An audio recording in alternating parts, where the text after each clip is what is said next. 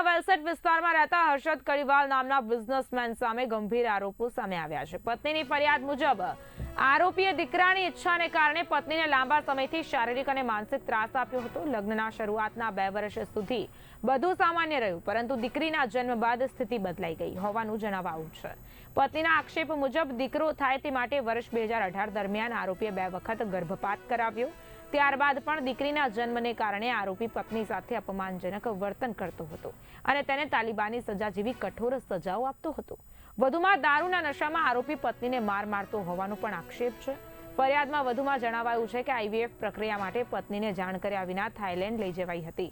આરોપી દ્વારા જો દીકરો નહીં થાય તો તને અને તારી દીકરીઓને જોઈ લઈશ જેવી ધમકીઓ આપવામાં આવી હતી। આ સમગ્ર ઘટનાએ મહિલાઓ પર થતા ઘરેલુ હિંસા અને સમાજમાં દીકરાની લાલચને લઈને ગંભીર પ્રશ્નો ઊભા કર્યા છે। હાલ પોલીસ દ્વારા ફરિયાદના આધારે આગળની તપાસ હાથ ધરવામાં આવી રહી છે। બેન, શું તમારી સાથે આખી ઘટના બની, ક્યારથી બની અને તમે ફરિયાદ કરીને હવે ન્યાય માટે તમારે શું માંગ છે?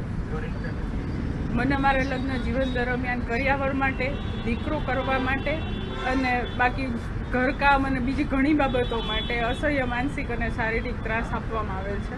મારી દીકરીની અને મારી સેફટી માટે મેં ત્યાંથી નીકળવાનો નિર્ણય લીધેલો છે અને મારી એવી માંગ છે કે આ બાબતની તપાસ થવી જોઈએ અને મને ન્યાય મળવો જોઈએ અને મારા પતિએ જેણે આ વસ્તુ કરી છે એને સજા થવી જોઈએ। બસ આ મારી આ જ માંગ છે। બેન, શું તમારી સાથે કરતા હતા ને કઈ રીતે તમને ત્રાસ આપતા હતા? મને 2 વખત દીકરા માટે થઈને ગર્ભપાત કરવા માટે મજબૂર કરી ફોર્સફુલી કે તું નહીં કરાવતો તને જાનથી મારી નાખીશ।